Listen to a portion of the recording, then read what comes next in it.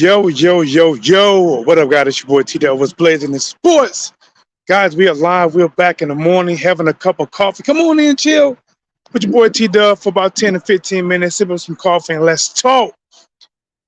Guys, word on the street is that Roy Jones Jr. is taking a lot of heat for this fight not happening with Adrien Broner.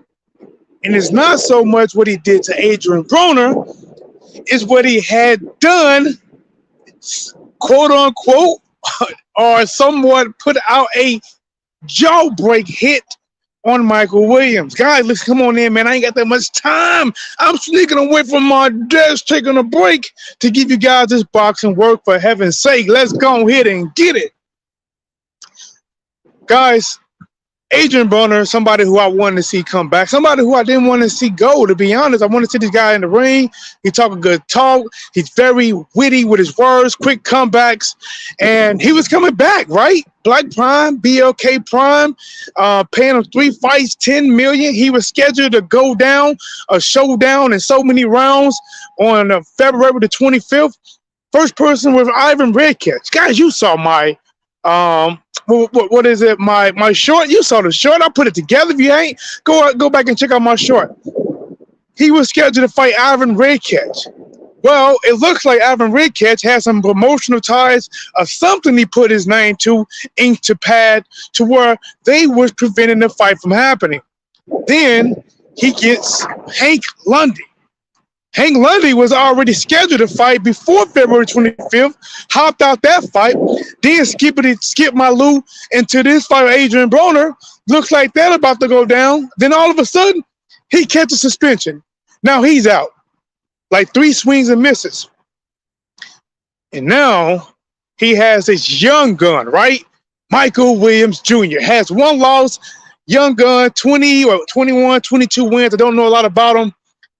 And I didn't even know that his involvement, that's the research I didn't do. I didn't know his involvement with Roy Jones Jr. until all this stuff started coming out, guys. And I want to get your thoughts on this as I take a walk in my parking lot. Might be a little bit loud, but I hope you guys can bear with me.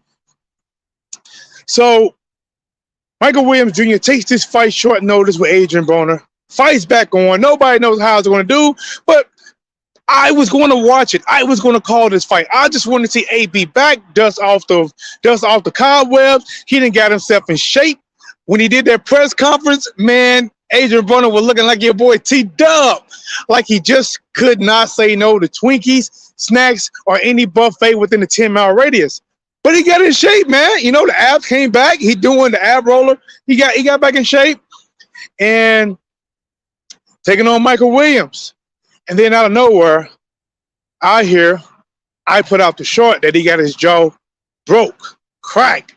Things can happen. And it happened. But unfortunately, it happened for Adrien Broner. It sounded like, you know, the fight wasn't going to go on. They couldn't find another last-minute replacement. And that's money that Adrien Broner has lost out on, at least being able to get paid for February 25th. So I don't even know what's next for him. I know he said something about 8 months. You know, you're going to see him. He's back. So now let's get to the Roy Jones Jr. part. They are saying so many words that Roy Jones Jr. put out a hit on Michael Williams Jr. jaw. He is the sole purpose his jaw got cracked. And I want to get your opinion on that. Do you blame Roy Jones? Do you not? Can you split it? However, whatever you think, you know, comment below and let your boy T-Dub know. Smash that like button. Oh my gosh. What are you doing with yourself? So, word on the street, I'm hearing that Michael Williams Sr. and Jr. is saying that Roy Jones Jr. was trying to stop this fight for a while now, and he put him in there with this cruiserweight type of dude 9 days before the fight was going to happen. Pretty much on hit by Roy Jones Jr. Roy Jones Jr. come out and he says, wait a minute. That's not how it happened. He said, listen, yes, I said the guy just was not looking good. He wasn't looking good. I was putting Michael Williams in there with 130 and 135-pound fighters that only had 3 total professional fights. They were 3-0, and he was getting worked. He was getting worked, and I said, listen, don't do it, man.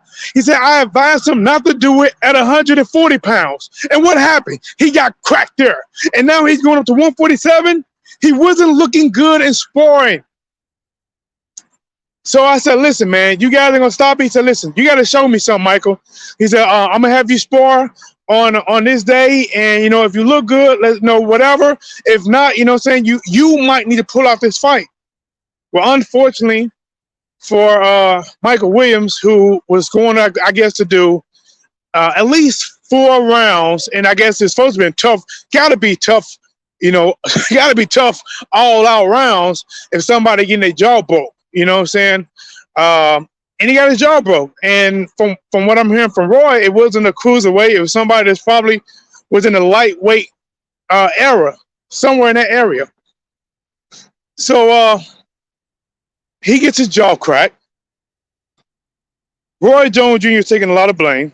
And now this is where it comes out, who do you blame for it? Now, my opinion is that you can't blame Roy Jones for the jaw actually cracking. Unless Roy Jones got a guy on his team and secretly know how to crack jaws in a sparring match, that's the guy who I need to be following his career right now. You mean to tell me this dude can crack jaws on sight? Oh my gosh. Listen, the detectives, the only way they're going to follow him is like they do some serial killers. He leaving a cracked jaws, for crumbs for them to follow. Everywhere you go, he's cracking the jaw. I need to find out who is that guy and what the hell is he swinging with. But now, let's get to it. Now, your boy T-Dub, I got to admit, I haven't been a professional boxing coach, right? I fought on an amateur program. I coached on an amateur program, but I never had an actual professional fight, and I haven't coached on a professional level. I'm sorry, I'm wrong. I have coached once on a professional level with my boy Charles, his second fight that he got a stoppage in the 4th round. He stopped the guy. They're saying that he should not have had this guy sparring 9-8 days out before the fight. Now, my thoughts on that is you typically want to tail off, cut back on your sparring. Maybe you're doing it, but it's more for just, working on your technique and things like that, right? So maybe there's something they can say about that. Maybe that was not the best decision. Maybe Roy Jones Jr. was right. This kid was not ready. He wasn't ready. And maybe he just wanted to convince himself, man, let me see what you could do against this smaller guy. I don't think this smaller guy is going to break your jaw unless he's done it before. But I just want to see, can you handle this guy before you get in there with Adrien Broner? So are you taking Roy Jones Jr.'s side? Are you looking at the Williams side listen, man, maybe we didn't have it, but this is our only shot. We're not going to get a shot at Adrien Broner again. We're not going to get a payday like this again, especially if what you're saying is right, Roy. That means that we're going to lose against no-namers for less money. Why lose against no-namers for less money when I can lose to Adrien Broner for more money? So you have to decide where you're going to go with it. Do I personally think Roy Jones Jr. put a hit on this guy? No. Do I think he was trying to sabotage this guy? No. Do I think that the guy most likely wasn't ready for Adrien Broner? Yes. Do I think he should have been sparring 8-9 days, heavy sparring leading up to the biggest fight of his career? No. So I guess do I think Roy told the jawbreaker to go out there and break his jaw? No. Do I think whoever did it was trying to land a big ass shot, but not trying to break a jaw, just land a big shot? Yes. Does he know the jaw was going to break? No. But it happened. You know what I'm saying? It happened. Unfortunately, it happened. So you got to go from there, guys. You guys can draw your conclusion. If someone's to blame, if someone's not to blame, if you want to shift it 60-40, 50-50, 30-70, whatever you want to. But listen, guys, I got a chance to go live. Hope you guys got a chance to sip a little coffee, give you guys something to think about just a little bit. Rocking out with your boy T-Dub. They are working me like a slave. Only thing they missing is the whip. And you know, these modern days, they find new ways to do it. This your boy T-Dub, Blazer Sport. If you ain't caught this video from the beginning, I'm telling you right now, you better do it. You better go back. As if you dropped some money at the store, you lost your wallet. You better go back and check the beginning. Hit that like button, subscribe to the channel. I'm going to try to at least sneak out and get you guys some shorts or something while I'm at work. I'm working. Let's work. Sip this coffee. Let's get it.